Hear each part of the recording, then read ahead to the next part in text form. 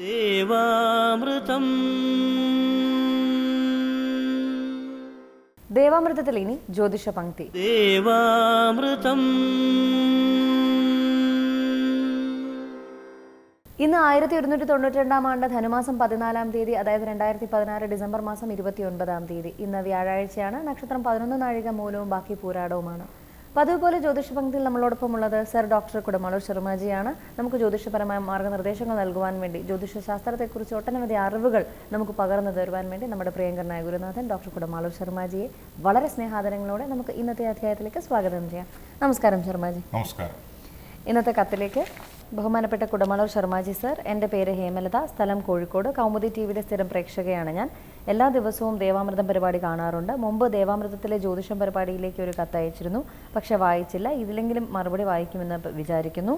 എൻ്റെ മകളുടെ വിവാഹകാര്യം അറിയുവാൻ വേണ്ടിയാണ് കത്തെഴുതുന്നത്. അവൾക്ക് 29 വയസ്സ് കഴിഞ്ഞു.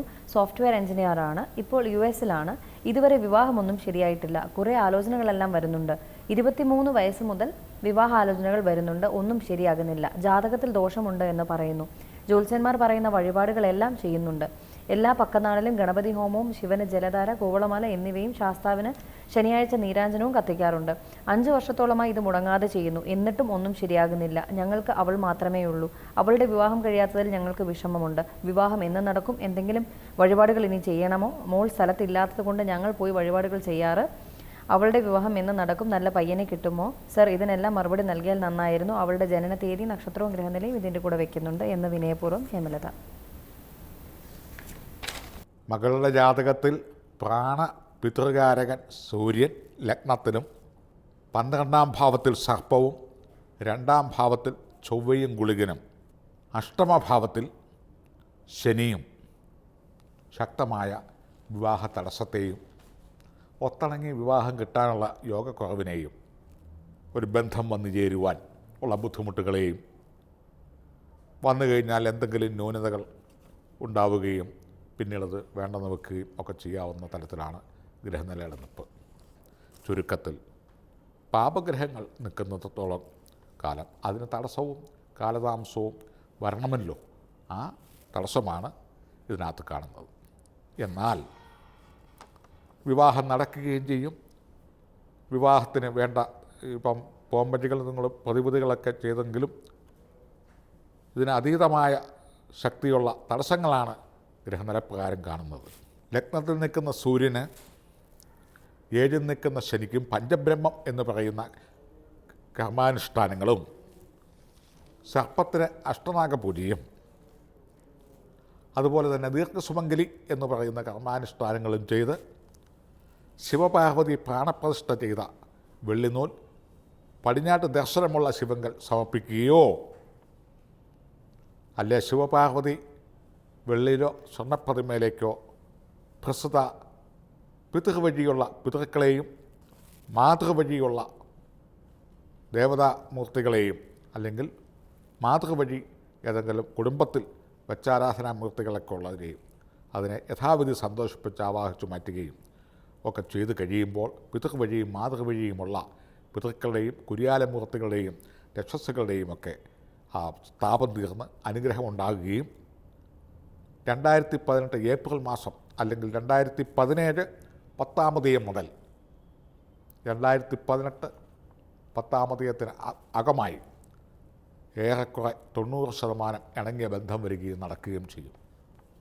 വിവാഹം നടക്കുന്നതിനും നടക്കുന്ന വിവാഹം ആനന്ദപ്രദമായി മുന്നോട്ട് പോകുന്നതിനും, അത് സ്പ്ലിറ്റ് ചെയ്ത് പോകാതിരിക്കുന്നതിനും, കുടുംബക്കാർ തങ്ങളിൽ ഐകമത്യം ഉണ്ടാവുന്നതിനും ദീർഘസുമംഗലി, അതുപോലെ തന്നെ സൂര്യഗായത്രി, ശനീശ്വരം അഷ്ടനാഗം എന്നീ കർമാനുഷ്ഠാനങ്ങൾ ചെയ്യുന്നത് നല്ലതാണ്. ഇവയ്ക്കെല്ലാം ശരാശരി ചതുർവേദങ്ങളിൽ നിന്നും ഉടലെടുത്തിരിക്കുന്ന ശരാശരി വേദവാക്യങ്ങളെക്കൊണ്ട് സുമംഗലി പത്മമിട്ട് പേരും നക്ഷത്രവും ചേർത്ത് സൂര്യഗായത്രി തുടങ്ങി ശനീശ്വരം അഷ്ടനാഗം സുമംഗലി പൂജാതി കർമാനുഷ്ഠാനങ്ങൾ പറ്റുമെങ്കിൽ 1 മണ്ഡലമോ അരമണ്ഡലമോ 18 ദിവസമോ ചെയ്തിട്ട് ചന്ദനമുട്ടിയിൽ ശിവൻ്റെയും പാർവതിയുടെയും പ്രതിമയിലേക്ക് മാതൃകുടുംബ വഴിയും പിതൃവഴിയും കുടുംബത്തിലും ഉള്ള പിതൃക്കളെയും അതുപോലെ തന്നെ വല്ല കുരിയാലമൂർത്തികളോ ഒക്കെ ഉണ്ടെങ്കിൽ അവരെയെല്ലാം ആവാഹിച്ചു മാറ്റുകയും ചെയ്യുക. 2017 ഏപ്രിൽ 14 അല്ലെങ്കിൽ ഏപ്രിൽ 28 10-ാം തീയതി മുതൽ അടുത്ത 1 ഇയറിനകത്ത് സമംഗളം ആഹ്ലാദപരമായ വിവാഹം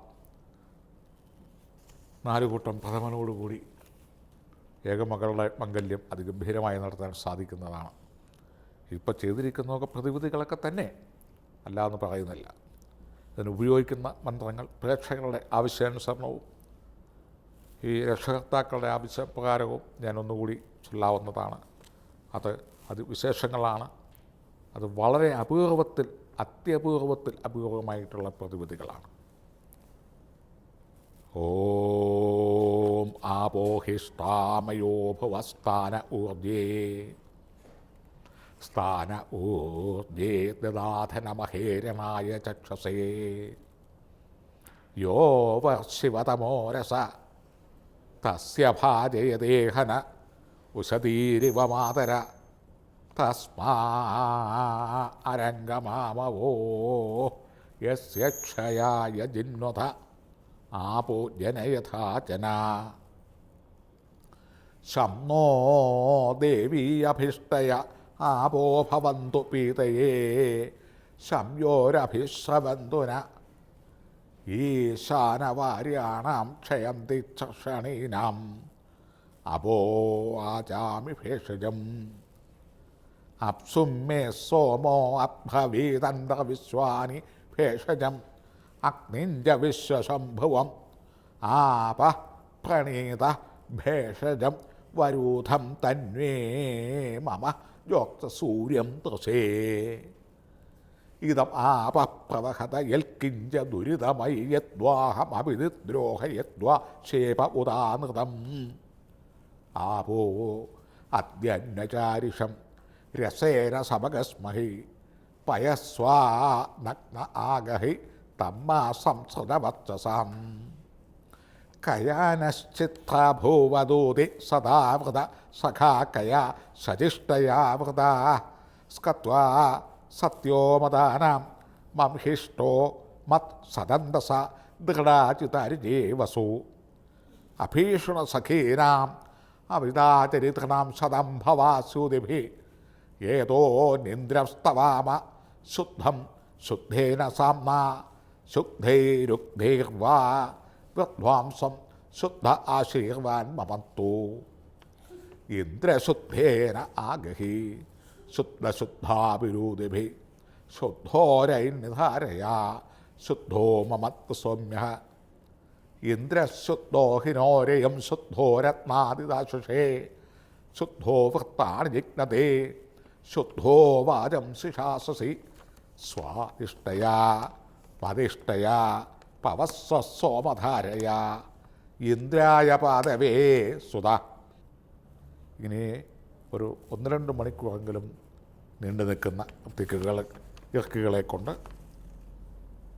ദീർഘസുമംഗലീ പത്മവട്ട് ജലകന്ധ പുഷ്പധൂപദീപ ജലാന്തം പൂജാതി കർമ്മങ്ങൾ ചെയ്ത് നൈവേദ്യാദികൾ അർപ്പിച്ച് ശിവപാർവതി പ്രാണപ്രതിഷ്ഠ ചെയ്ത വെള്ളിനൂൽ പടിഞ്ഞാട്ട് ദർശനമുള്ള ശിവക്ഷേത്രത്തിൽ സമർപ്പിച്ചു വരുമ്പോൾ പിതൃവഴിയും മാതൃവഴിയുമുള്ള പരേതാത്മാക്കളുടെ അനുഗ്രഹങ്ങൾ കിട്ടുകയും നേർച്ച കാഴ്ചകളാൽ കിട്ടിയ ഈ മകൾക്ക് യഥാസമയം മംഗല്യാദികൾ നടക്കുകയും ചെയ്യും. ഇപ്പോൾ ചെയ്തുകൊണ്ടിരിക്കുന്ന പ്രതിവിധികൾ കുഴപ്പമൊന്നുമില്ല, നല്ലതൊക്കെ തന്നെ. എങ്കിലും ഈ വിധികളുടെ താല്പര്യമെങ്കിൽ അനുഷ്ഠിച്ച് നോക്കുക. വരുന്ന 10-ാം തീയതി മുതൽ 1 ഇയറിനകത്ത് വിവാഹം നടക്കും. പിന്നെ കഴിവതും ചില വിട്ടുവീഴ്ചകളൊക്കെ ചെയ്യുന്ന പക്ഷം ആയിരിക്കും വിവാഹം നടക്കുന്നത്. ഇപ്രകാരം നല്ല ബന്ധം വരട്ടെ എന്ന് ജഗദീശ്വരനോട് പ്രാർത്ഥിക്കുന്നു.